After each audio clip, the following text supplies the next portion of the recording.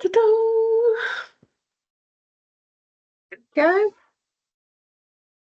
Okay.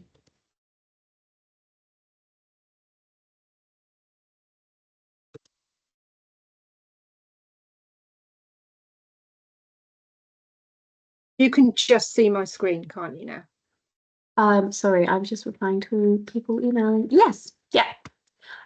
Okay, shall we make a start and I will try to get Nicky in? Yeah? Yeah. Yeah, okay, brilliant. Well, thank you very much for joining us, those of you that are here.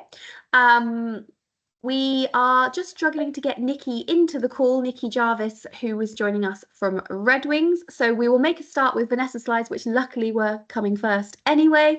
And then hopefully Nicky will have made her way in and she will be able to present her slides when we get round to them. Ness, if you want to hit the next slide, then we can... Yeah, we can crack on. Through the agenda and make a start. Yeah. There we go. Hello, everybody. Hi, hopefully you can all hear me and see me. If anybody can't, please do let Bella know. She can see any messages. And yeah, hello, welcome, and thank you very much for joining us this evening. So my name's Vanessa. I have worked at Spillers for nearly 12 years now, and I have spent the majority of that until this year out on the road visiting hundreds of yards and customers of all different shapes and sizes, and weighing your fabulous horses and body condition scoring them. So I'm hoping tonight I will be able to share just a few nuggets that I've learned along the way. You would think after that amount of time I would be able to give you some tips, wouldn't you? So right, Nicky will join us, as Bella said. Nicky is font of all amazing knowledge at Redwings.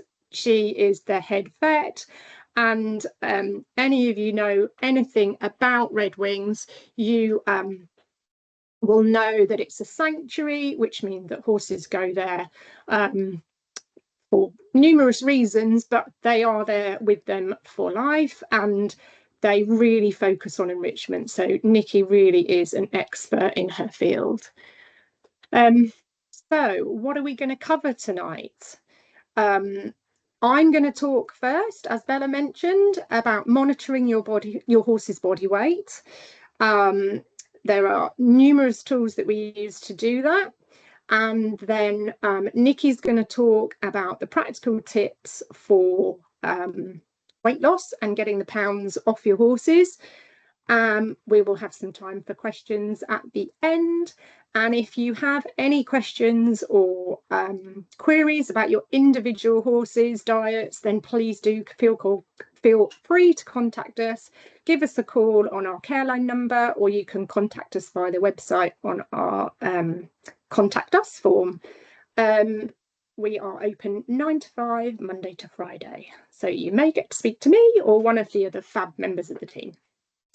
So when we talk about body weight and condition, it's important to remember that body weight refers to body, literally the weight and fat, whereas condition, slightly more sort of open term, and it refers to the overall sort of well-being of the horse. So it's not just the fat, but you could include the condition of their feet, their coat, the brightness of their eyes. So condition covers a lot more than just body weight. Having your horse at a healthy body weight is obviously super important for loads of reasons. So we're going to cover the risks of obesity. We're then going to talk about why body condition scoring is important, rather than just looking at your horse and assessing them.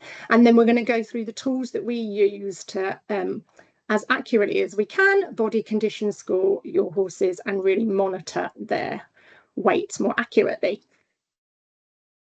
So the risks of obesity include way more things than laminitis. We tend to think of fat ponies getting laminitis and, oh, that's the thing to worry about. But actually, it's way more complicated than that. One of the sort of the main issues that we see is obviously increased joint strain, which is not just increased risk of arthritis, but actually overweight horses are just at increased risk of injury, full stop. We see more joint sprains, more concussions from, overload down the limb. So just general wear and tear. Laminitis, it's not just the risk of getting laminitis, but actually a poorer prognosis and also a much slower recovery time. Horses that are overweight or obese will also suffer from heat intolerance. So they may well get much sweatier when you're riding. And that, of course, affects muscle performance negatively. And we see fit horses suffering with heat exhaustion, but fat horses can do it at a much lower tolerance for the heat. Horses will struggle with respiratory strain. So we've all seen these ponies trotting along who perhaps aren't quite fit enough, and they're huffing and puffing away at, again, quite a low intensity of work. Reduced energy, kind of self-explanatory, but we then tend to hear a lot about that on our care line calls and people chatting to us about, what do I do? I've got a fat, lazy horse. I work harder than it does. And it can be a real battle for some people riding these very lazy horses. So keeping them at a healthy weight should make that a lot easier for you. Obesity increases the risk of certain types of colic. It increases the likelihood of insulin dysregulation, which we know is another factor which increases laminitis risk and is part of EMS. Increased inflammaging. Now, if you've not heard of inflammaging, it basically refers to the decrease of the horse's immune function through aging. We all know that as we age, our immune systems start to falter a little bit. We're more likely to pick up various ailments, and that's the same with horses. But obese horses, we see bigger decreases in the immune function. Mares and foals, there's a few things that affect them. So obese mares have reduced fertility. They also have reduced milk production because of excess mammary fat. And foals born to obese mares are more likely to suffer with OCD, insulin dysregulation, or low-grade inflammation, and throughout their foals and yearling time. So, yeah, absolutely. Don't just think, oh, I've got a brood mare, she'll be fine. So, I do have quite a few people say, oh, I know my horse best, and I can see if my horse is getting fat. But in short, not always. If we look at these two horses, this is the fabulous Kevin, who we all adore. Kevin in this picture looks like a super fit little pony or event horse. He's about a 15-hand Connemara, and even at his lightest, when he was 3-day event fit, I promise you could not feel Kevin's ribs. So although he looks fantastic, and you can see he has a lovely even rounded body, and he doesn't look fat, he certainly still carries the fat underneath that saddle, which is beautifully hidden by that saddle pad. As a contrast, the next horse, Amy, who was the love of my life for 22 years, looks like a whale in this picture. I'm not going to say she doesn't. In this picture, she's about 23 years old. She has a huge belly and had 6 or 7 foals by this point. In actual fact, she doesn't body condition score particularly different to Kevin did. You can feel Amy's ribs very easily at all time. You can feel good shoulder definition around the withers, and she just didn't really ever carry fat along her top line. So yes, she looks completely different, but looks really can be deceiving. So what does body condition scoring mean?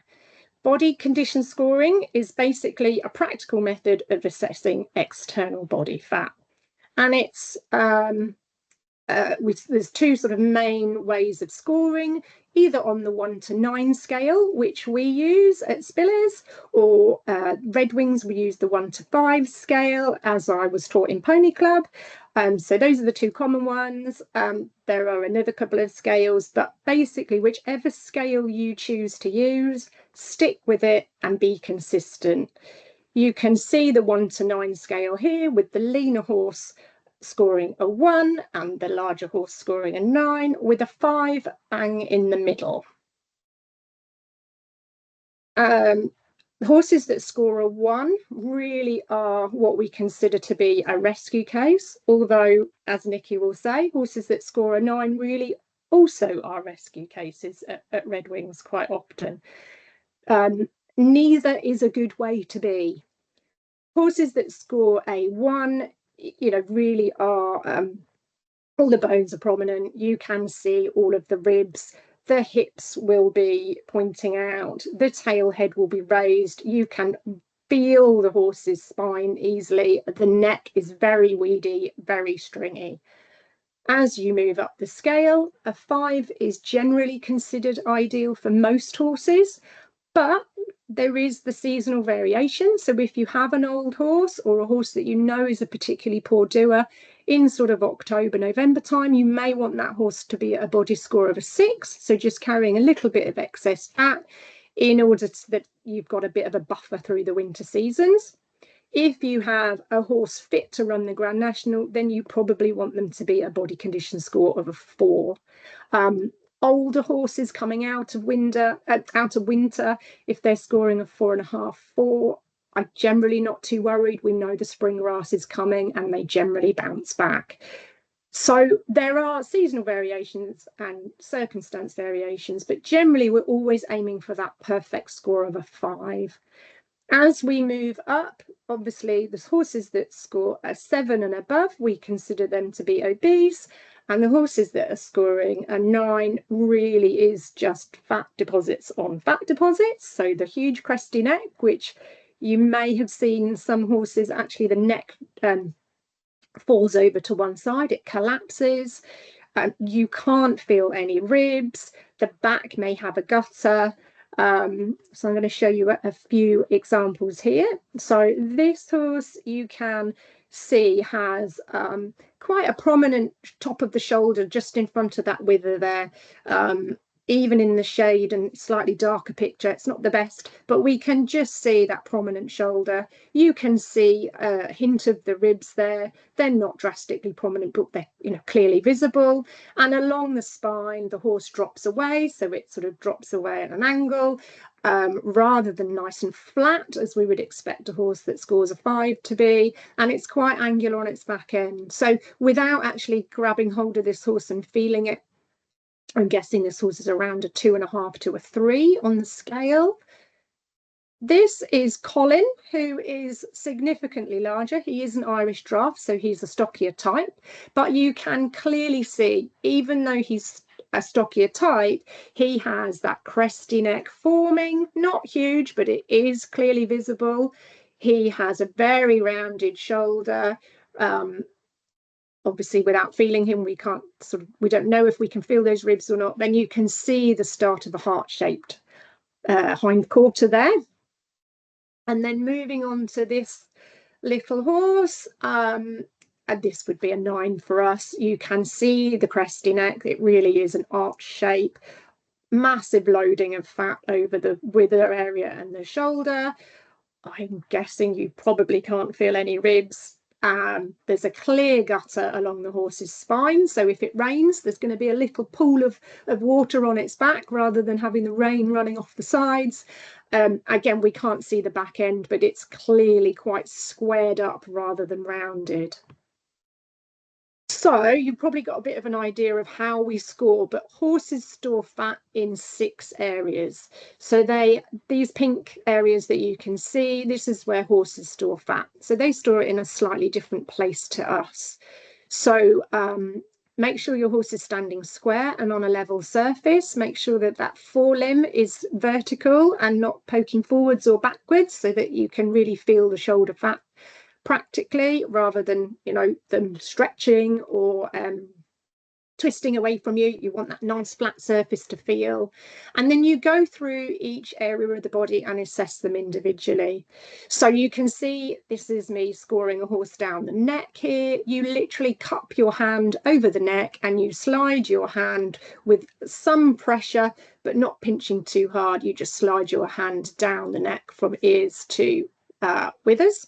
You then feel around the withers, so the top of that shoulder, and that area should be filled in ideally, but not overloaded. And then we've got a picture of my colleague Carrie here running her hands from the shoulder and then along over the rib cage. You can probably just see behind that Carrie's hand, a slight shadow of ribs there. So I'm guessing Carrie can feel this horse's ribs quite easily. She will then move her hand up onto the top of on the spine behind the saddle, and then finally we finish at the tail head there. So it's you flow from front to back with the horse's body, and you can see Carrie's hands just a bit squidged in there. So this horse, although not heart shaped, is obviously just a little bit soft around the tail head there. So the difference between muscle and fat, the body condition score is a fat assessment, not a muscle assessment. So you are feeling for fat. So with that last horse and the chestnut mare Amy of mine, they obviously were very soft, they're retired, they don't have the muscle tone that lovely Kevin had earlier where he was, fighting fit. And he would have felt firm, whereas the two girls that we've just picked on, as it were very soft. Remember, fat does not turn into muscle. So your horse does, if it's a heart-shaped bum, that is not going to become heart-shaped muscle. The fat needs to disappear. You should then feel the muscle underneath. Muscle takes a long time to build muscle. I remember when we used to get horses, my mum used to say at least 6 to 12 months for you to get that horse looking how you want it with consistent work. So don't feed for top line. You feed according to your horse's body weight. Keep consistently working them to build that muscle. And the other thing to remember sort of with muscle is that senior horses can obviously change shape. They may lose the muscle tone on their tummy, so have that sort of pot-bellied look. They may lose muscle along their top line, but the body condition score is again assessing fat and not the loss of muscle. So another tool that we use, which you may not have heard of before, it's called the Body Condition Index. It's a new tool that we designed with a university research group. It's similar to the BMI system used in humans, and it's more useful for identifying excess weight, weight gain, obesity, rather than judging if your horse is a healthy weight or not. The 4 lines where you've got the tape on the horse, on the image, those 4 lines, you as the owner go away and you measure. You write them down or have your phone open with you. You pop them into the Clever Calculator tool, which you can find on the QR code. And it will then pop out a number, and if your horse scores 18 to 22, it's likely that they are overweight. If they score over 22, highly likely that the horse is obese. I think this is a great tool for people who perhaps aren't so confident in body condition scoring, or perhaps some of us who are in slight denial that our horse is or isn't overweight. So it's really useful way of going, actually, my horse scored 21, 22. I thought it was okay. Perhaps it's not. So a useful tool to use if you've not heard of it before. Weigh tapes, obviously we should have all heard of weigh tapes, and of course they're not as accurate as the scales, but they offer a great way of tracking changes in your horse's body weight. So it's important to use a weigh tape correctly. Always pop it in the same place. You can see in the image it's sort of along the top of the horse's back. It's sort of lower down at the bottom of the withers there, on a slight diagonal to behind the elbow. So we don't use it vertically. It can sort of be a bit of a room for error there. Pull it tight or taut, but not pinching, and don't leave it baggy, obviously. Try and use it at the same time of the day, so that if your horse has been in the stable overnight or has been turned out overnight or whatever, so you've got that kind of consistency of the horse not being bloated or being bloated. And ideally weigh tape weekly, keep a record. Like I say, it may not be accurate, it may be 5, 10, 15% different on your horse. That's irrelevant, but you're just tracking the changes, so keep a note. And it's also worth mentioning, you know, this isn't great for mares, foals, young stock, because obviously they are slightly different body shapes. 3 other tools that are really simple to do, quite crude, but may well be a really simple method of you just tracking if your horse is gaining or losing weight. Obviously, the point of this webinar is that we're hoping that your horse is shrinking. So you could quite simply measure your horse's heart girth, rump width, or belly girth. And, you know, whatever number you get, you're hoping that that's decreasing over time. On to Nicky, who I'm hoping is now here, Bella. I've made it. Yay! Welcome, Nicky. Thank you so much for joining us. Oh gosh, not at all. I'm delighted to have been invited. Thank you to Spillers. And I did get in plenty of time to hear your presentation, Vanessa. Thank you very much. I really enjoyed that. Thank you. My heart rate has been up through the ceiling. I don't think it was the energy drinks. It was the stress of not being able into a webinar that you're supposed to be speaking at. So yes, anyway, thank you for your patience. We knew you were trying. It's fine. Thank you. Oh gosh, it was very exciting. I had no idea my IT skills were at quite that lower level, but there you go. So yeah, moving on. So for the actual process of hoping to slim our equines down, where to start? Because you know you've got to start somewhere. So you've all heard Vanessa's excellent presentation, because first of all you need to know, does your horse need to lose weight? So hopefully you've got that down. So where to start? Personally, ask for help. Do not be shy. Don't attempt to do this on your own. The more people you have helping you, the better. It's a bit like in the human world when you join a you know, Slimmers World or Weight Watchers or something. When you've got the support, the advice, you're gonna get a great outcome. So talk to nutritionists, feed companies. Veterinary practices now often offer weight clinics. I myself am teaching. I'm doing a course in a month's time with really interested veterinary nurses who want to learn about weight loss, and Spillers will be there for that one as well, so that's lovely. Online support groups. Some of you may already be familiar with the Spillers Slimmers Club on Facebook, so there's all sorts of things you can look.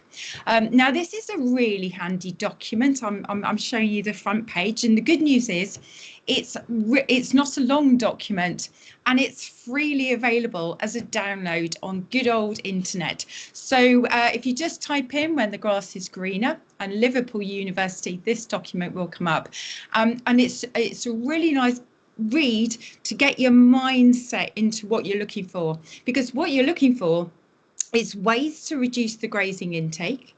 You're looking for ways to reduce your forage intake, and obviously cut out supplementary feeds, unless obviously they're forage replacers for the older horse. You want to look at ways, can you increase exercise, and how can you use the horse's metabolism in your best interests? So can I have the next slide, please? I've dreamt of saying that. Me, I've got to stay awake. Oh gosh, it's amazing. So one size does not fit all. Just because someone down the road is doing it one way, it doesn't mean you have to, and it doesn't mean that you'll be able to make it work for your facilities. You might have one horse, or let's face it, how often do you get the bonded companions where one's overweight and one isn't? You may not have overnight stabling. You may be restricted by a livery yard. You know, they only get in a certain hay. Your horse might not be able to exercise, could be on box rest, laminitis. Maybe your vet said they've got insulin dysregulation, so they've got to have a whole next level of special feeding and care. And maybe you've heard people are using straw, but you've been told your horse has only got 2 molars. So one size does not fit all, but it's absolutely great to be inventive, to speak to those who know and try and get great ideas that work for you. Next slide, please. So unfortunately, we do have to do a glossary first, because you'll hear a few terms, and these will stand you in good stead for when you're going out and discussing with your nutritionist or your vet about how you're going to do your diet. The first one is dry matter. You'll hear mentioned a lot. Basically, dry matter, lovely and simple. If you get any product at all, forages, grasses, whatever it is, a certain component of that will be water, and that's obviously the wet matter, if you like, and everything left over is your dry matter. So that's almost like if you were to take forage and bake it and evaporate all the water, what would you be left with? It's expressed in a percentage. So you'll tend to find hays have a very high percentage dry matter. So say 90% of a hay is the bit containing the calories and the nutrients, and 10% is water, whereas a haylage, a lot more of it is water. And that's important when you come to working out how much you're going to feed, so you need to know that. When we talk about body weight, obviously it's going to be in kilograms, but that body weight is the horse's current body weight. We're always talking about the horse's current body weight, not the dream body weight. That's something I have in my head for my holidays. But so it's the horse's current body weight. We'll also be talking about water-soluble carbohydrates. And that is where anything like, again, grass, feeds, forages, whatever it is, there's a certain component that is made up of quite simple sugars and storage sugars. Okay, and these are things, for instance, when grass is growing, they photosynthesize and they make these wonderful sugars. But why are they so important? Why are we so keen to know what the water-soluble carbohydrate concentration of something is? Well, yes, they add calories, but so does all of the fibre in the hay as well. But very importantly, these water-soluble carbohydrates, they can cause insulin spikes in the horse's blood. So if you've got a horse that's insulin dysregulated, large spikes can predispose the horse to a bout of laminitis. So again, if you know what the water-soluble carbohydrate is in a product, or more importantly, you know, really cool ways to reduce it, that's great if you've got a horse that's insulin dysregulated. And then lastly, we're going to speak about feeding and feeding rates quite a lot. And you'll hear us talk about percentage of the horse's body weight in dry matter. And that's a good starting point for diets, for maintenance feeding, etc. So when we say we're going to feed the horse at 2% body weight, then say your horse is 500 kilos, well, 2% body weight is 10 kilos. So we would want 10 kilos in dry matter of a product. So depending on how much water that product contains, you can then work out how much you need to feed your horse. So a hay with something like a really high dry matter of 90%, you're probably going to be feeding the horse about 11 kilos of forage. So those are recurring themes that will come up throughout what we're saying. Little picture there, that's a cake I made for one of my nurses when she left, because she was crazy about great body weights in horses and helping us diet horses. So yeah, sadly the cake is pretty much entirely made of water-soluble carbohydrates, but hey. Next slide, please. So, guidelines and safe limits. Before we start, what's safe and what's the basics that we have to try and stick to? Well, the first one is a safe rate of weight loss. If you've got scales, this is easy. It's a lot harder with a weigh tape. You might have to wait a bit longer to try and do your calculations. But with weigh bridges, you're looking for 0.5 to 1% of that horse's current body weight per week weight loss. So again, 500 kilo horse, you're only looking to lose between 2.5 to 5 kilos a week. Okay, the idea is you sustain that, and so you get to your goal, but you get to your goal safely. That's what we want you to do. We want your horses to lose weight safely. Now, there will be a lot more higher percentage weight loss in the very first week when you instigate a change, because you get a loss of gut feel. So you won't see a change along the top line, but you might see there's a bit less gut feel. So there will be a higher weight loss probably in that first week. So how can you monitor it? And Spillers have got great advice on their website for how you can monitor it. But one of the things is count the droppings. As horse owners, we're all so bonkers. We know exactly how much our horses drink, how many pups come out, where in the field they like to, pass droppings. We know every little thing about them. So if you know how many droppings they normally pass per day, aim to change your feeding such that you reduce the amount of droppings by about a third initially, and never go more than a half. Okay. Also, whatever the feed is, you're probably going to be restricting them in some way, but try and space those feeds out, because what you want to do is avoid long periods without forage, particularly during the day. It's a bit less of a problem at night. We don't expect you to get up at 3 o'clock in the morning and go and feed your horse. But in order to help keep their hindgut happy and reduce risk of things like gastric ulceration during the day, try and avoid long periods without feed, which means you need to get inventive with trickle feeding your horse. And we've got some top tips coming up. Try and give the last net or meal as late as possible. And without veterinary advice, don't reduce your forage intake lower than 1.5% body weight dry matter, because that is quite a severe restriction indeed. And you would only go lower than that if things really weren't working, or your horse was really struggling with laminitis and other things, and your vet at that stage said, we need to try lower, but don't do that sort of as your initial approach. Only do it with further advice.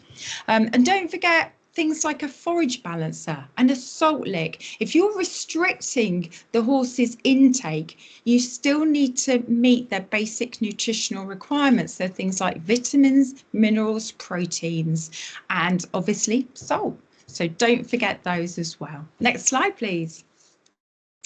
So how can we reduce grazing? Well, why is it important to reduce grazing? In the first instance, it's really hard to calculate how much they're taking in. Grass, a bit of fielder grass is this big unknown factor. And the trouble is, you can think your horse is probably eating for a certain number of hours a day, but how much are they taking in? How fast are they eating? And what is the water-soluble carbohydrate level of the grass they're eating? It's so hard to work it out. If you turn a horse out free access to grass, do you know some of them can eat up to 5% of their body weight in dry matter? And bearing in mind, we think they need about 2% for maintenance. If some of them with free access to lush grass can cram in 5%, it's no wonder they put weight on.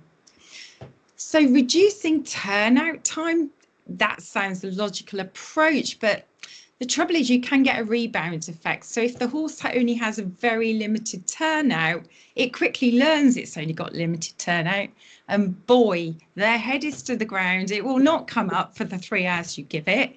And it's been shown ponies can consume 1% of their body weight in dry matter in just 3 hours. So again, it's very hard to do a diet with this, just turning out. Also, just turning out for a couple of hours, if that pony is very insulin dysregulated, you're giving it a big hit of water-soluble carbohydrates in one go, and that hit in one go, that's not a great plan. So we need to look at other ways. And like I say, don't forget, water-soluble carbohydrate levels do vary in the grass.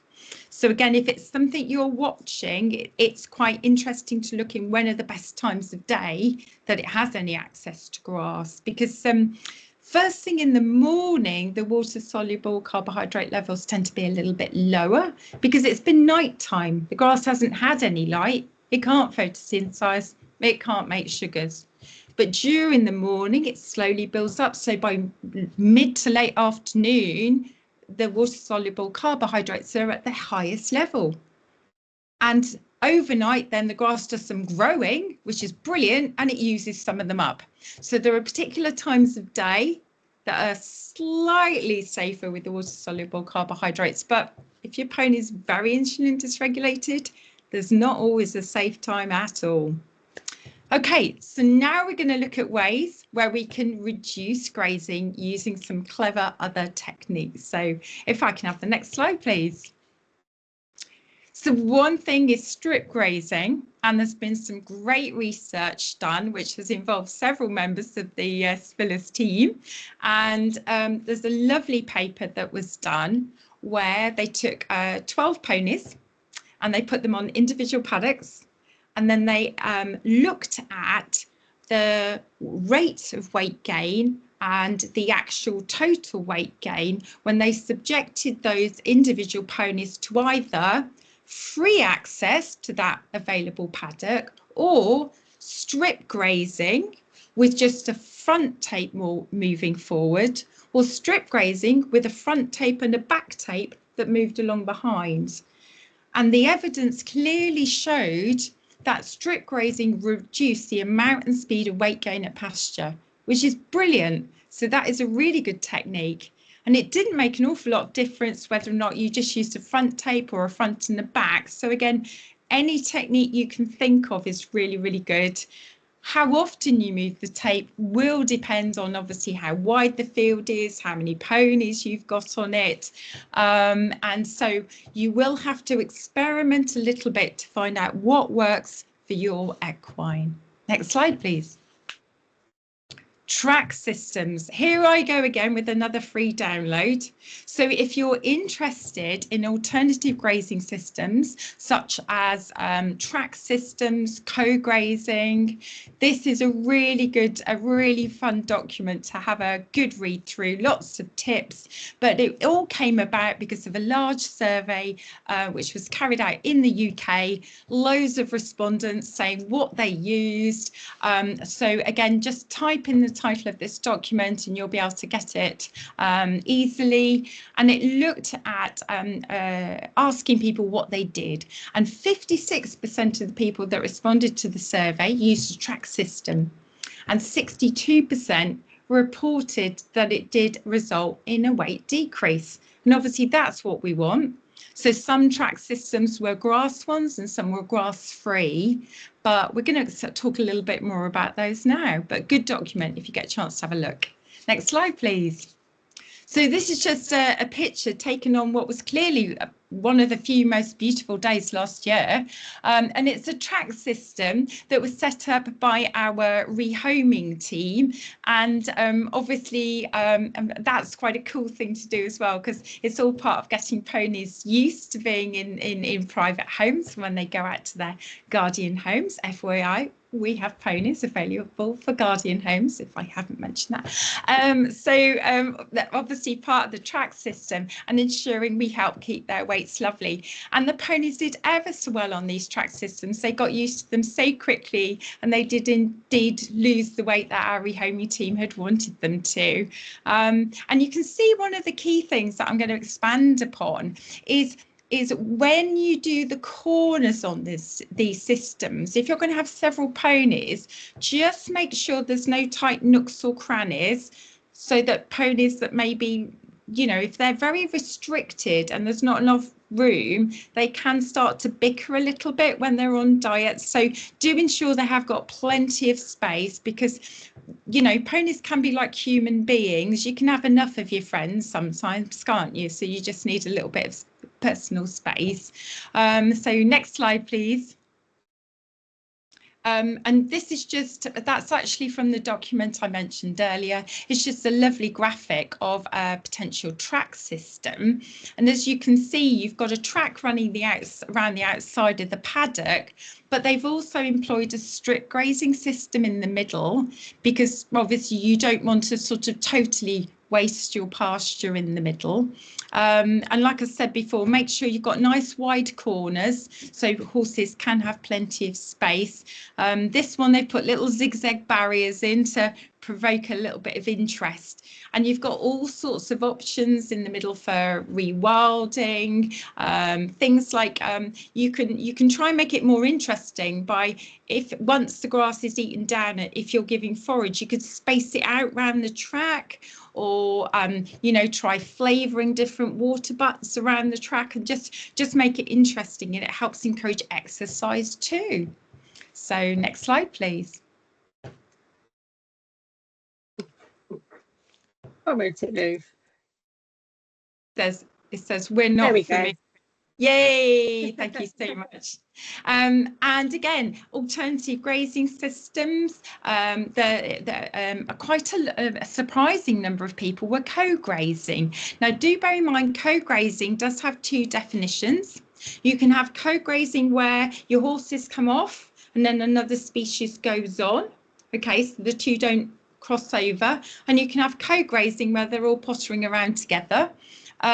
Obviously, very often a lot of people do find that the co-grazing where one species comes off and the other goes on can be a little bit safer, just in case, you know, these two new friends you try and introduce don't get on. This is a lovely example of a guardian pony and a goat who are besties, which is lovely.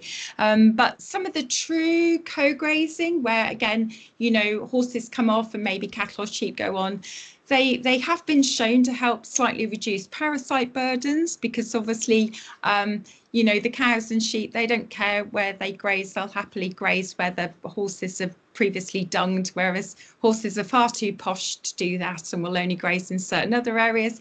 So it does have advantages. Your main disadvantages are you have to make sure that your fencing is correct for both species. So that does add a layer in, because we all know the average horse fence, a sheep would be straight out. So yeah, just other ideas for you there. Next slide, please. Grazing muzzles. Now this can sometimes be a bit of a Marmite subject, can't it? I often find, because some people love them, some people don't. If you're considering using a grazing muzzle, again, here I go again, free download. Just go and look for the Nuke grazing muzzle guidance. It's really good, really clear advice on how best to approach it, including introducing your horse to it. Various studies have shown variable results, but all of them have generally shown good results when using grazing muzzles. But they do work best if you have a horse that's turned out by day and they can wear their grazing muzzle by day, so they don't go over the maximum suggested time of 10 to 12 hours. But then when the muzzle comes off, the horse is coming off the pasture, because obviously if you just take the muzzle off, the horse will spend the next 12 hours making up for lost time. So it is better if they come back in. A lot of people are worried from a welfare point of view. There are welfare considerations, absolutely. But chances are, if you said to your overweight horse, your option is you can watch your friends out on the pasture from your stable, or you can go out with a grazing muzzle. Maybe the horse would like the grazing muzzle. So it depends, I suppose, what the other option is. So if you're struggling to diet your horse and you need to look at other things, then, you know, please read this document and decide if it's right for you. Chat to your vet and your nutritionist as well. So next slide, please. And just got a lovely little video here and a photo. Thank you very much to our vet, Sarah, providing this for us. And obviously, this pony is very happy with his grazing muzzle. Now, it's really important they're trained to wear the muzzle. You can't just slap the muzzle on and then go off to your place of work and not expect there to be a small disaster. So you do need to train them. So ideally start using it when you're available to be on site and keep an eye on them, and keep going, extended the period of time they're on until you know they're comfortable, you know they're safe, and it's a well-fitting, comfortable muzzle. And even then, I know a couple of our nursing team and a couple of our vets, they have these cheeky little cameras that you can log in from your phone and just check that the horse is happy. Particularly if they're grazing in a small area, you can get the coverage with the cameras. They're quite inexpensive, so you can have a little check-in from work and make sure everything's going okay with the grazing muzzle. So it is grass length dependent, as you can tell from the video. If the grass was super short, the pony wouldn't get anything, and that would cause really bad frustration. If it was very long, when the pony puts its head down, it would just flatten the grass. So there are particular grass lengths. You know, you've got to give the horse a sporting chance to consume a little bit of something. Complications you can get is obviously ribbing, and they can sometimes wear away the front teeth. If that is happening, you might need to review the type of muzzle, and again just have a conversation with your vet as to, you know, are you okay to be carrying on using it, and obviously it getting caught on anything. Next slide, please. And obviously bear in mind the horse looks very different wearing one, so its friends may be surprised. And we've all seen sometimes the reaction of putting a different coloured rug on a pony. All of a sudden its friends go, who are you? So you do have to be mindful of the other field companions, and particularly if you've got a bit of a fight, then the horse with the muzzle won't be able to defend itself. So now, people often say they're unable to do mutual grooming, but I love this photo. Again, thank you to Sarah for the photo, because they can kind of mutually groom. So yeah, you just need to check that the pony feels comfortable in it, and make sure that they are happy to try and eat grass, and most importantly, that they still drink when they've got the muzzle on, because that's obviously essential. And next slide, please. So just looking at preserved forage, just a little run through. We've mentioned before that there's a wide variety available, and even included forage replacers in the form of pellets and mashes. So there's all sorts of ways to get your forage in. The dry matter content of your forage will vary wildly, which can make some of the calculations more tricky. So please do chat again to your nutritionist and your feed companies and your vets to get a better idea of what the dry matter content is likely to be. It can be as low as 50% with some of the haylages, but as high as 90% with some of the hays. Obviously, if your horse has laminitis, insulin dysregulation, if you can get a lower water-soluble carbohydrate one, brilliant. You can do a bit of a visual inspection, and that might allude to sort of how many calories and might be in there. Obviously, you know, if you've got lots of seed heads in there and you've got a very high leaf ratio to stem, it might be it's a more calorific one, so might be worth getting it tested if you can. But the trouble is, forage analysis, you often may not have any control. It might be that you get in the hay you can get in, or you're at a livery yard and a different batch arrives, you know, every month. So we've mentioned some calculations before. Very often when a horse is on a weight loss diet, you might be looking to feed something like a 1.5% body weight dry matter diet. So do bear in mind when you do your calculations, you don't want to cut your horse back too severely at all in that first instance. So a 500 kilo horse, 1.5% body weight, yes, it's 7.5 kilograms, but that is a dry matter. So if you are using like a haylage with quite a lot of water in, that'll actually end up about 11 kilos by the time it's fed. So again, you know, the calculations, they do take a little while to get your head round, but once you got the flow. Next. Sorry, I'm just going to interrupt very quickly, Nicky, because please that's do. That's a really important message, because so often people will say to us, oh, I've got to feed less haylage than hay because haylage is higher in sugar, haylage is higher in calories, haylage is rocket fuel, but it really isn't the case. I've seen hay analysis at nearly 30% WSC, and I've seen haylage analysis down at 8% WSC. So, just by sort of saying, oh yes, but it's this type of hay or haylage, it really isn't that simple, unfortunately. And don't assume what you've got. Yeah, they really do vary. So yeah, That next is slide. no, it's yes, please. But Vanessa, that is such a good point because the forage analysis do vary so much. I've had hay come back with a water soluble carbohydrate of 16. I've had a hay come back before with one of 25, and then we do have some ranges of haylages where it's 8. Yeah, they do think there's a cheeky little X factor when it comes to haylages, that if you have a water soluble carbohydrate, say of 10 in a hay and 10 in a haylage, there seems to be a strange X factor. So you will get slightly more insulin response from this strange X factor effect you get. But like I say, if you're comparing that then to a hay with a water soluble carbohydrate of 30, it's it's not. Yeah. Anyway. So this is just an example of the forage analysis we've been talking about, and I think what's another point to note is not all forage analysis are created equal.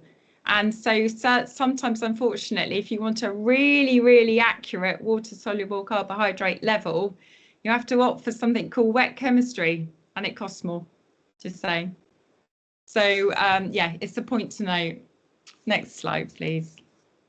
Soaking hay. So soaking hay is something that everybody does, but please bear in mind when you're soaking hay, there are a few things you can do to maximize your effect. First of all, clean water, but as much water as you can. So obviously this is an example of some hay nets really tightly packed in and their tops are poking out of the water. So ideally, get them submerged. I read somewhere that one of the best ideal ratios of hay to water is 1 part hay to 10 parts water. I don't think any of us can achieve that. But it just goes to show that as much water as you can, fantastic. Do bear in mind when you are soaking, you will have a loss of dry matter and other nutrients into the water. So that is why it is usually recommended, particularly if your horse is already on a restricted ration. So it's already on the 1.5% body weight dry matter feeding. If you soak in it and it further loses some dry matter and nutrients, you will need to have put a bit more hay in there in the first place. So, and many people use about 20% extra as that little guideline. I believe that's what you recommend, isn't it, Vanessa, to have that little absolutely, if you're only soaking for an hour, it's probably not such a worry. But if you're doing the 6 to 12 hour soaks, then absolutely you're going to lose a significant amount of dry matter. And we would suggest if you're starting with 9 kilos, that you add that 20% and you're nearer weighing out 11 kilos to start. So yeah, really important to meet their dry matter need. And because you do tend to lose some of these other, particularly sort of minerals and various vitamins, etc., into the water, you do think about using a forage balancer. If you're not certain, please talk to your nutritionist or vet, particularly depending on the stage of your horse's life cycle, etc., and the quality of the hay you're feeding. Bearing in mind later on, we're going to talk about straw, which has slightly limited protein levels, etc. So there are forage balancers out there that can really help you meet your horse's basic nutritional needs without packing in the calories, because it's such a small amount that you're giving. So yeah, they're great. Next slide, please. So yeah, fantastic studies that have been done have looked at, you know, when you say, okay, what are you actually going to achieve? How much water soluble carbohydrate can you expect to get out of the hay with particular soaking times? And as you can clearly see from these figures, that having slightly warmer water does make a lot of difference. So during winter months, where the water you're going to be soaking is going to be pretty damn chilled, you're not going to extract as much water-soluble carbohydrate and therefore calories as you would if you use slightly warmer water at, say, 16 degrees. So it's really worth thinking about that. And that's why many people recommend that during the summer, you can probably get away with much shorter soaking times, you know, the 1 to 3 hours. But in winter, if the water is ice cold, you are probably going to need to soak for longer. Obviously, the other alternative is to use slightly warmer water. Now, we're not suggesting you throw multiple kettles over it, because that's probably going to make for, you know, quite unfortunate tasting hay that the horse won't be best impressed to consume.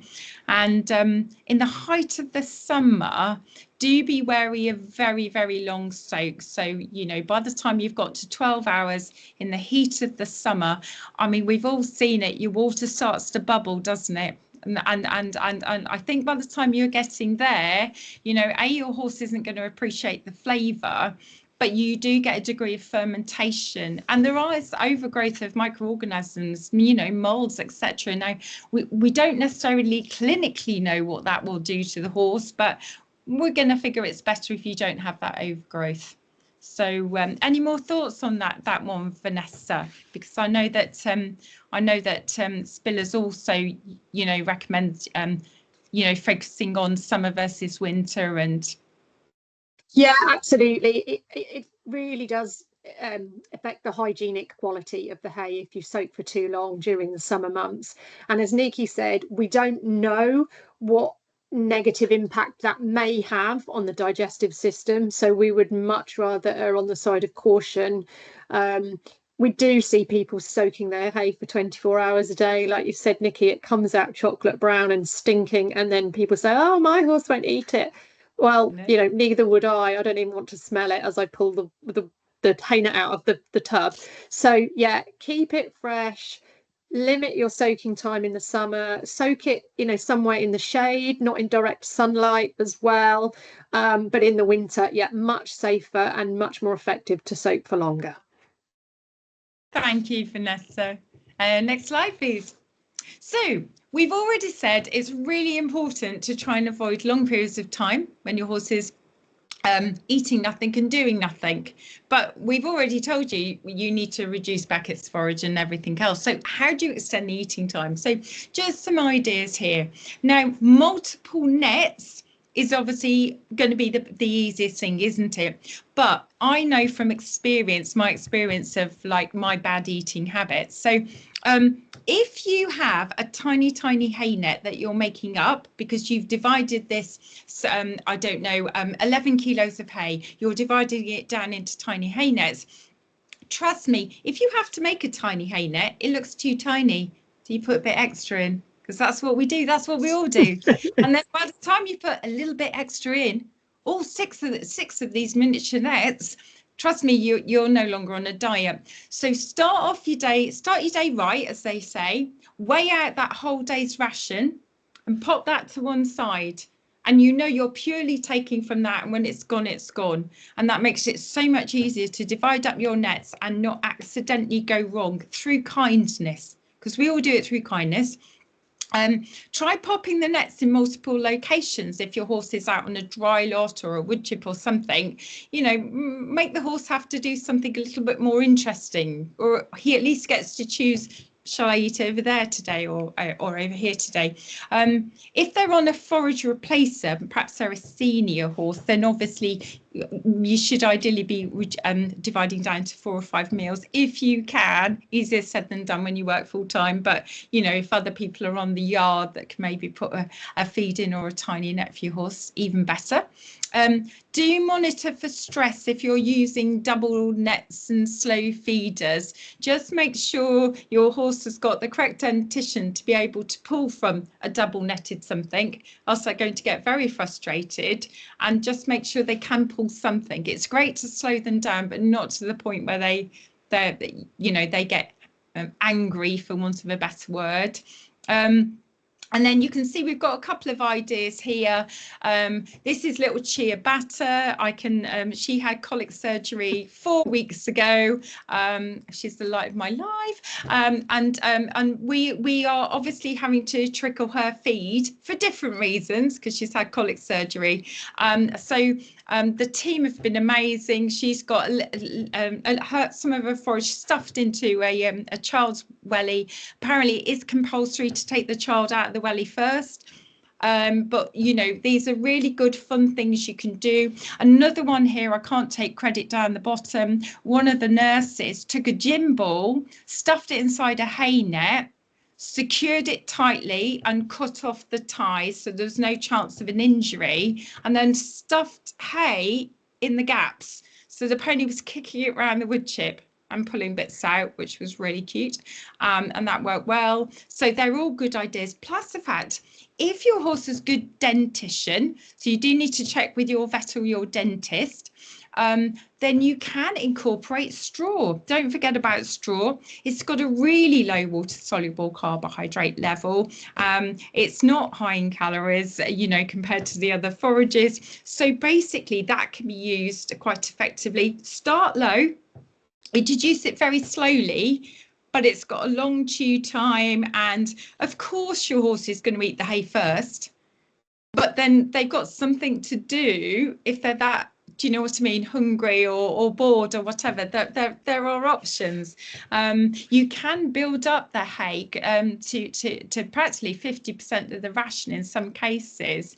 So yeah, that's a really good idea. But it just bear in mind it's got to be really good quality, really hygienic, and not loaded with seed heads. If you're going to go for straw, just make sure it's the nice stuff. Lovely. Next slide, please. And then we thought we ought to cover enrichment because obviously it's something really important to everyone at Spillers. I'd like to give credit to Isabel from Spillers for the slide right at the bottom there with loads of ideas for sort of toys and homemade toys. Absolutely love the snuffle mat there that's been made out of little sliced logs, and we've got a lead rope with carrots stuffed in there. And again, more children had their wellies removed. This is a summer stuffed welly that's got things like carrot peel and all sorts of bits of dandelion in there. We've got things like exercise balls, companionship. Oh my gosh. So if you've got a horse on a diet, make sure it can at least see a friend over a wall, do some mutual grooming. Companionship is essential. Fun things for them to see. Can you take them for a little walk on a lead rope? Go visit some friends. It might be that they're a recovering laminitic, but you have been told that they could just walk to the end of the stable block and see a friend and back. Your vet said that's okay. Water buffets, they're very in at the moment, and that's just simply flavouring water and putting different pots around that they can try. Herbal tea bags, not those sorts of herbs, herbal tea bags that you can get, things like, you can get amazing things like peach teas, strawberries, you can get cherry flavors, you can get all sorts. Peppermint tea bags, the horses love them. So those have been tried at Redwings, and several of the other horse charities do the tea bag thing. And don't forget, you could make up some of that water and then use it to soak the forage, because that might help impart a flavour. Whatever you do, if you're trying water buffets, make sure they've got a nice trug of plain water, because what you don't want is your horse not to like a new flavour that you've tried that you thought smelt lovely but your horse didn't, and then to get dehydrated. So but yeah, you can have a lot of fun and get really inventive. And if you're using your forage balancer, don't forget, you can divide that up, and that can be treats, because we all like to treat our horse and they all love the balancers. So you can do a bit of training maybe with the horse, and, you know, a few new farty tricks with balancer as a reward. So yeah, next slide, please. Well, and I am just going to say, in the very dull, sensible line though, Nicky, that if you are putting tea in your horse's buckets or hay and your horse is competing at any decent level, just beware that caffeine is positive on a blood test, and even the tiniest amount may be a positive. But, you know, we kind of assume that most horses on a severe weight loss diet is because of severe obesity or insulin dysregulation or laminitis, like you say, and probably aren't competing at a serious level. But yeah, a really boring add-on there to be sensible. Well, actually, Vanessa, I don't think it is, because nowadays you have got to be so careful. Yeah, no, I think that's a great add-on. Thank you. Okay, next slide, please. I'm biased. This is Ingrid. I love her. And so obviously she was, I'd like to assure you that I also do some work at Redwings. I don't normally just pop around and take ponies down the gym with me. But exercise, obviously, big caveat. If they're sound and if your vet is happy for them to exercise, because if they've just had laminitis, this is not going to be high up your list. But exercise, it's going to burn some calories. And very importantly, they have shown it is useful with horses in insulin dysregulation. It really does help. Now, the main guidelines originally for how to improve insulin dysregulation a little bit using exercise did involve an awful lot of trotting and cantering 5 times a week. And most people and most of the sorts of horses involved, you know, that's kind of a little bit out of their league. But they have also been able to show that 15 minutes of moderate trotting with a 5-minute walking to warm up and 5-minute walking to cool down 5 times a week did have a significant effect on insulin dysregulation in obese equines. And that's something that's a little bit more achievable for people, I think. So, but don't, you know, obviously bear in mind, even walking is a marginal gain, isn't it? You know, anything you can do, it's what they say to us as humans, you know, take the dog for a slightly longer walk. But I think very importantly, it prevents boredom. They get socialization, they get a change of scene from their, I don't know, particularly if they're on a dry lot or a stable or that sort of environment. It's great to have a change of scene, and it's enrichment. But obviously the caveat is they have got to be fit to do the exercise. So lovely, thank you. Oh, no, that was perfect timing. No, it's like you were telepathic. It's perfect. And then the final slide, obviously, and I know, Vanessa, you're also a fan of saying winter is your friend, because in the wild, horses put weight on over the summer when grazing is lush, and in the wild they then naturally lose weight in the winter when the grazing and then foraging is not so lush. And it's sort of, you know, we've come along as humans and we've made sure that we give them plenty of food so they never have that cycle. So during the winter, you've got minimal grass, so you've got that little bit more control over what they're taking in, because you haven't got this grass growing crazy, you know, and you've got the colder weather. So do consider seriously, do they need a rug? Would they be fine with just, say, a waterproof sheet?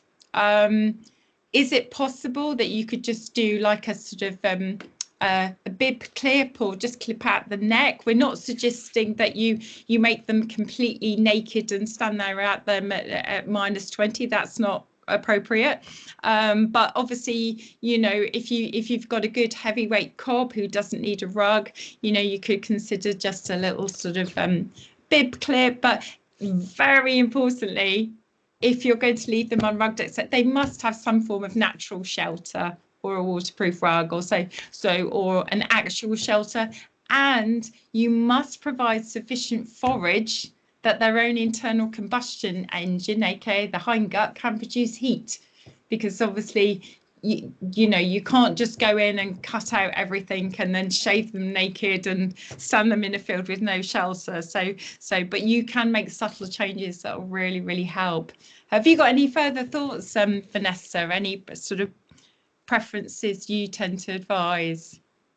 I think it's just, we do see a lot of people who are over rugging. I think it's got a lot better in the 12 years I've been at Spillers, but yeah, I remember having a conversation with a lady in May who had a very fat horse, and when I advised that this horse did not need a rug from its ears to its hocks, 20 minutes after the conversation I was chatting to the next person, and I turned around and there she was putting a rug on her very overweight horse all the way from its ears to its hocks, and I literally wanted to cry because, like I say, it was May, this pony was severely overweight and wasn't going to get ridden. It wasn't raining, you know, there was literally no excuse. It really didn't. So be brave, you know.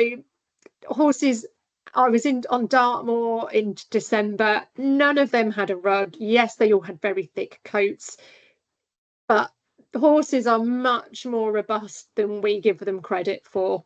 If they are out in the wild, nobody's going to go and get them in and put a rug on them or give them a hay net. They will find very little, or they will find something from very little. So yes, we don't want to starve them. Absolutely, we do not want a horse standing there shivering away. That is a welfare issue. But be brave, ditch the rugs where you can. Yeah. Yeah, definitely. I don't know. I've literally just been sitting here looking at this slide, and it looks like the exquisite horse on the Spillers banner is looking extremely disapprovingly at my Redwings cobs and my Redwings mule, who are all like stripping each other's rugs off. It's the look on his face, isn't it? It's like, oh, good heavens, what can you do? So yeah, Perfectly positioned. Yeah, it is. It's lovely image. I might capture that one. Oh, well, I think on that note, we've got sort of to the end of everything we had prepared. Those of you who want to take your CPD points, please do scan the QR code and take the quiz. It's open for the next 24 hours. If you complete it and you get your pass mark in 24 hours, you get your amateur points accredited. If anyone wants to take the fun quiz just to refresh your mind, see how much you learnt tonight, absolutely. Again, click the QR code. If you'd like to give us some feedback, good or bad, you might win a £20 Spillers voucher, but please don't be too mean. I might cry. I'm sure Nicky won't. She's far more robust than me. But again, do click the QR code. And finally, with all of the QR code madness, if you would like to join our Spillers Slimmers Club, again, the QR code will take you to the right place to do so. But has anybody got any questions? Either feel free to speak up or pop a message in the chat and Bella can speak for us. I think I will read out the first question. Actually, it's the only question we have at the moment. It says, are there any consequences from feeding a hay that is high in protein, long-term, and with insulin resistance? So protein isn't something we would be particularly worried about. Protein historically has always been linked to high calorie, high energy. Protein is not actually an energy source unless the horse's body is in starvation mode. It will break down protein because it has nothing else to break down. So, I mean, realistically, when we say sort of long term, hays tend to come and go. We don't tend to be stuck, as it were, with any forage for a long time. So yeah, I would be surprised if you were consistently an excessively high protein level. Horses that do have excess protein in the diet will excrete that in the urine. So you may notice a particularly strong smelling smell in the stable after the horse has urinated, or if they're on box rest. And and that can affect their respiratory system. So that's kind of a big negative to protein.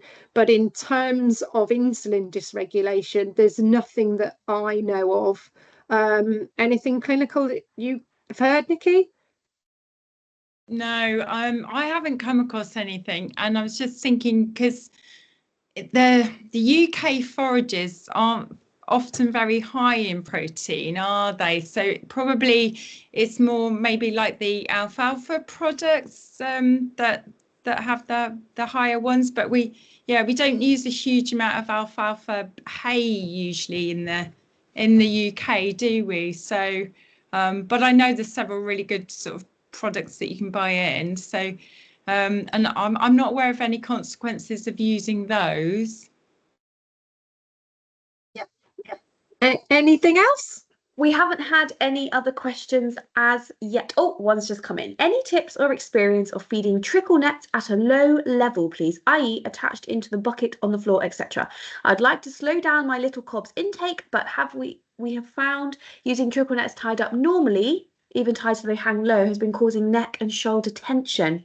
But I get nervous about using nets at the floor level, although he is unshod. I would say, Nicky, we had a good chat about this on a senior podcast we did about neck pain and jaw pain and, you know, low grade arthritis, especially with seniors. So we want, you know, we obviously don't want nets to cause issue. And there's been quite a lot of research done recently, hasn't there, into sort of behavioural aspects of nets. Looking at our Slimmers page, there seems to be a huge amount of people successfully doing this. Some people are putting the trickle nets in the hay cubes and securing them down so the horse can't actually you know, get the hoof stuck in them. But I think if your horse is unshod, it's pretty unlikely with these fairly robust thick trickle nets that we have nowadays, not like the old rubbish ones that when I was a kid where they'd stick their hoof in and be stuck. I think you're you know, probably going to be quite safe on that one. Yeah, I agree, and particularly if you sort of the trickle nets you buy in, just look for the ones with the slightly smaller hole size, because the hole sizes do vary enormously. You can sort of choose them. So I suppose you can have a think about obviously the size of your equine hooves relative to the size you buy in, and just go for a really good quality one. So as Vanessa says, you know, they don't rapidly, you know, become damaged with larger areas where there's rips, because some horses are very vigorous with their teeth when they pull these things out. So you can start off with what is a really safe, you know, sort of double netted system, but once you get large holes starting to appear, I'd probably invest in a new one. There are no more questions at this moment. So we are a bit over time, actually. So shall we say thank you to everyone for attending and start to wind down? Unless anyone has. We're pretty good at talking, aren't we, Nicky? Do you know? I think if we were all in a pub together, complete with everyone who's watching here tonight, it would be a good night, I reckon. Yeah. So I've thoroughly enjoyed it, and I'd just like to say thank you to everyone for listening, and really, really, really thank you for the opportunity to come talk tonight. Thank you. Thanks for coming, Thank you Nicky. so much. Yeah, thanks brilliant. so much from us, Nicky. You've been an absolute superstar as always, and yeah, we can't thank you enough. Thank you, everyone. See you Thanks, later. everybody. Thank you.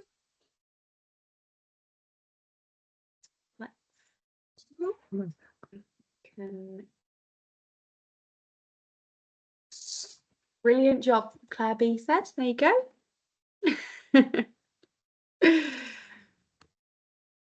Right.